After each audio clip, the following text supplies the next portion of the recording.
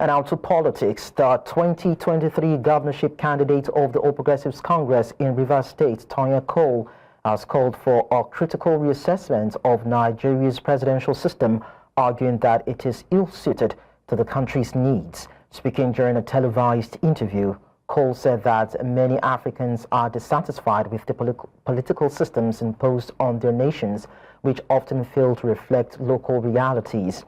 He stressed that successful countries typically adopt governance models tailored to their unique contexts, citing Arab nations and China as examples of states that have rejected Western political frameworks in favor of systems aligned with their values.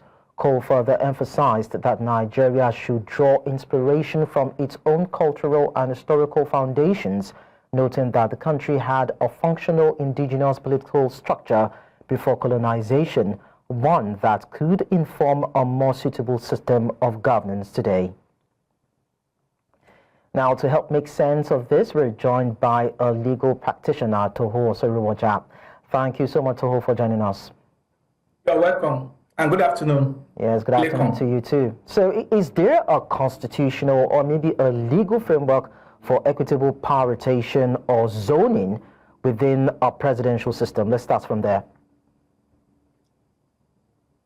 The answer to that question is no. If you look at the Constitution of the Federal Republic of Nigeria, if you look at Section 131, that talks about who can become the president of Nigeria, and if you also look at Section 5 and Section 130 of the Constitution of the Federal Republic of Nigeria, there's no legal framework for issue of zoning or issue of rotational presidency or who becomes the president of Nigeria. But the political parties, in their wisdom, which I think is wise, in their own wisdom, they came together to kind of find a way of addressing this particular issue, which I think is not bad.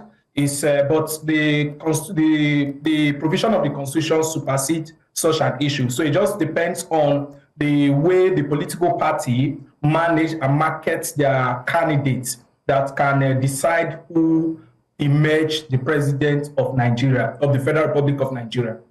Okay, so when you look at Nigeria's make, and of course the regions and the way it is with the ethnic groups and all, what kind of system of government would be suitable or ideal for it to ensure that governance trickles down from the top to the grassroots?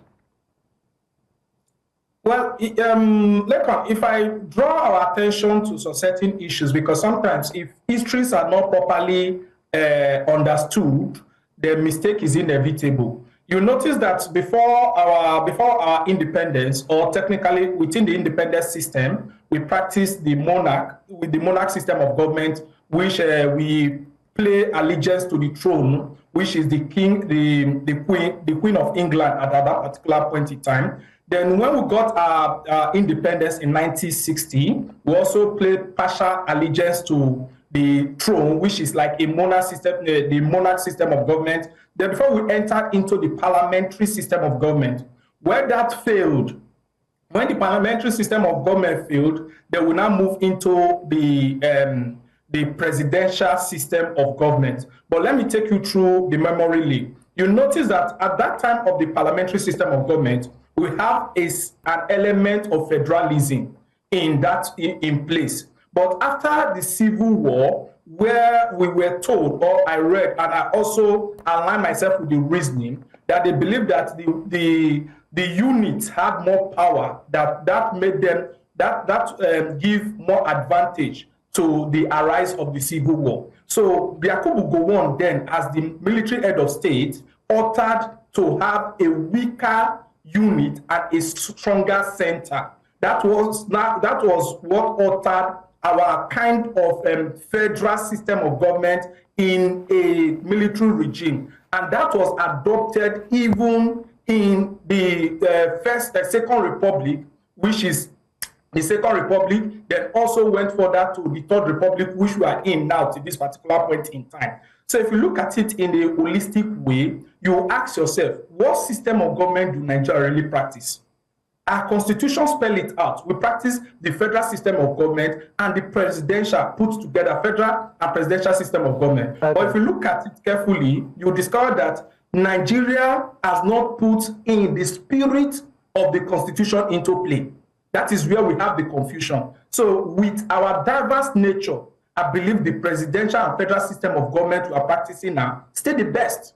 Because if you look at it carefully, look at how the colonial rule, the success and the failures of the colonial rule, you understand the importance of our diversity and the importance of the federal system of government or presidential system of government we are practicing in Nigeria. Okay.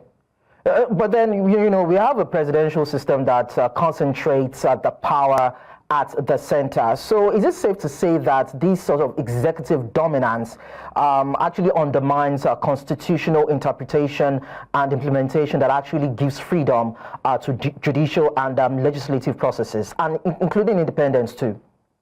Yes, I'll tell you for free. The answer is yes. Because if you look at it carefully, and sometimes the governors, and okay, a good example, the one we all have been celebrating that did not come to play. If you look, we say we practice federal system of government, which has to do with the 3 tiers of government and the 3 I's, which is one. You talk about the judiciary, the executive, and the legislative arm. Then you now talk about the state, the federal, the state, and the local government. And you could see that the local government has become comatose. As a matter of fact, it's like a branch of the state government whereby they pick and sack whoever they want to be the chairman of the local government, and they also determine the project, which that is for that. Then 2, you discover that we also practice this issue of how will I put it now? We don't practice the federal system of government which the constitution portrays. Apart from issues on the exclusive legislative list, which are few, then you now see that the higher matters that need to be looked at to, the state government are shying, they shy away from it.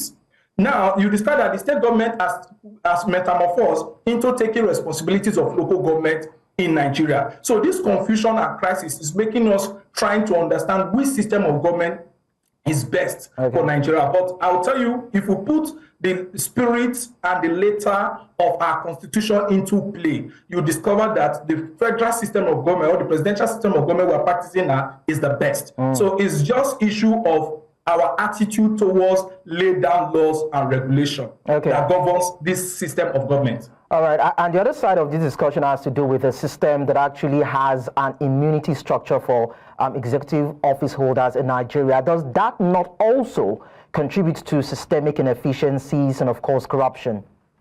No. That is where we get it wrong. Yes, the president and the governors are immune for criminal prosecution, but they are not immune for impeachment. As a matter of fact, let me tell you, Nigerian executive are the most vulnerable. The Nigerian legislative executive arm are the most vulnerable. Look at the provision of the constitution. What determines misconduct? It is not spelled. So it's at the whims and caprices of the members of the National Assembly or the members of the State House of Assembly to determine whether a governor has breached that particular provision of the law. And when the governor is impeached or when the president is impeached, he is to face any criminal allegation. We've never seen where a president of Nigeria has been prosecuted for actions he has taken. We've never seen where the president of Nigeria would have done things we know. As a matter of fact, in any civilized nature, in every civilized country, that such impeachment proceedings will commence immediately. It's not about they're immune from prosecution. Yes, I'm going to let you go to, but quickly, how do you want to impeach a president or a governor that has immunity from being probed? No, the issue of immunity is for prosecution against is protecting them from prosecution, which was borrowed from the English system of government where that the king does no wrong. But impeachment proceedings, the governors are not, and the president are not immune from it. A good example of Rivers State. Let me come back to Rivers State. You discover that Rivers State, the State House of Assembly, they've already started in motion the process of impeaching the governor. I don't know if you understand. And if it is he's impeached, any criminal offense traced to him, he will be prosecuted by the law enforcement agency. So the issue we are having is that we have stronger individual rather than institution. Okay. So that is why you see that they said if this person is not there, nothing can happen. So that is the mentality of Nigeria. So be rest assured that it's not about the system of government we practice. It's about the mindset and the level of understanding of the individuals that are in the stakeholders in that sectors that are looking at it from that perspective. If a governor, okay, if a president is in, like what happened in Nigeria, okay, a good example where a state of emergency was declared looking at the provision of this thing. I'll tell you for free, if it's to be in the UK, for the Attorney General of the Federation to come and even address to defend such an act, his license will be revoked. Okay. For him to even come and defend that act alone, his license will be revoked. Then two, the president wouldn't have even been in Asoro. So that is what the system is like. Thank you so much. The stipulated way it ought to be. All right, thank you so much, Tohwo Oseruvwoja, for this clarification. We hope that we get it right in the country. We appreciate that. You are welcome.